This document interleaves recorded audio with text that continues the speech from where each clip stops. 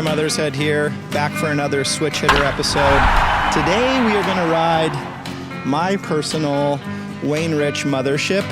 It's something Wayne and I have been working on for a while, so really familiar board, but familiar fins, but one fin that is not as familiar. Well, I took a sip, yeah, I sipped it twice, and I began to shine. She sunk my ship with a heart of ice. Couldn't sleep at night. How could she do the things that she did when she looked so kind? She stuck the silver dagger, yeah, yeah, yeah.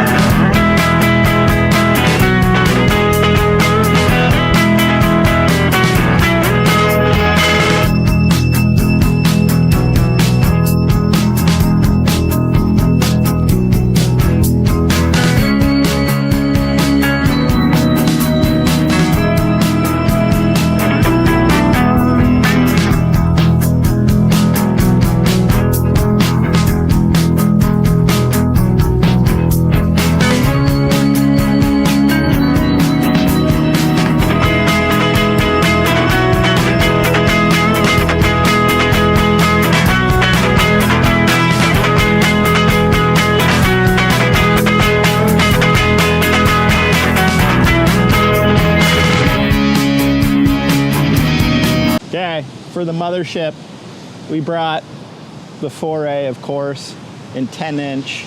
This has kind of been my go-to, tried and true, but I did bring the limited edition Brothers Marshall one, so that's kind of tight.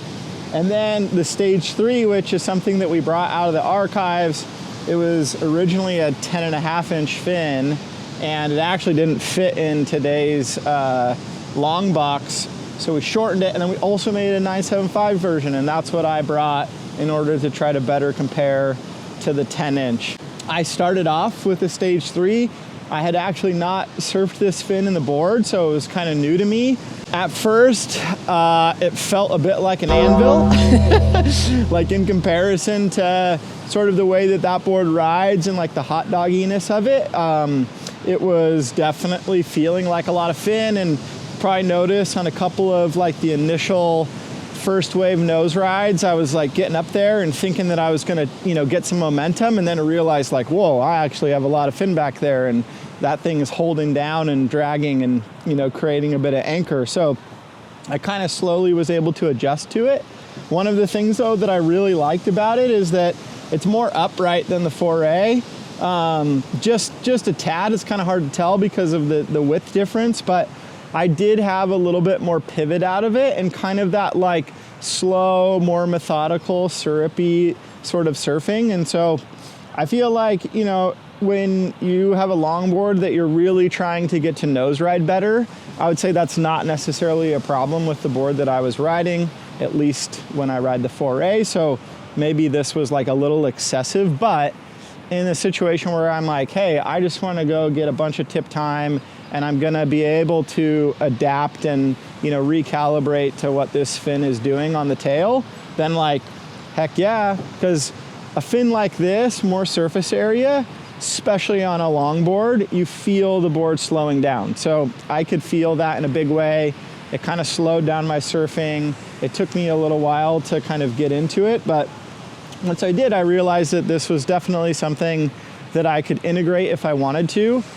In this surfboard, and especially after riding the 10-inch 4A, I would probably actually go back to the shop and be like, hey, Chuck, can you make me a 925 or even just size this down a little bit? Like that board's 9.5. It's got a little bit narrower tail, a narrower nose. It just doesn't need as much fin as, say, a bigger nose rider. So I was stoked on the Stage 3. I mean, this is an incredibly classic fin and was really fun to ride on that board. The 4A was like, I mean, it was like coming home to, you know, some nice banana bread hot out of the oven. I was like, oh yeah, this feels really good. This is my comfort zone. I don't know. It's so hard, like, especially in that board.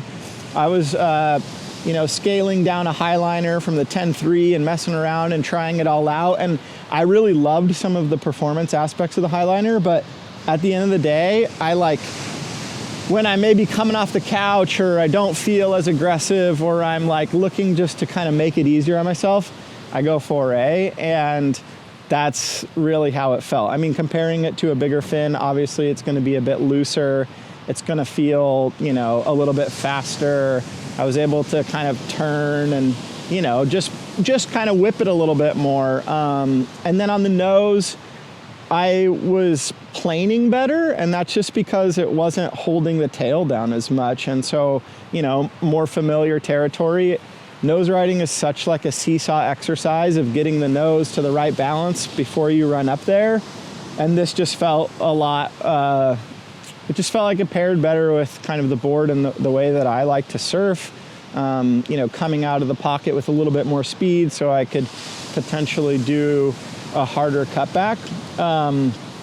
So yeah, I mean, it's hard to beat the tried and true. There's a reason why this fin is what it is, that it's on all of the shelves and in most of the surfboards that are single fins, because it just works super duper well, and sized correctly, like, you know, really can go in almost any surfboard. But it was super cool to get to, you know, this is like a little Greenough evolution here, and to kind of ride them back to back and get all the feels. So thank you, George.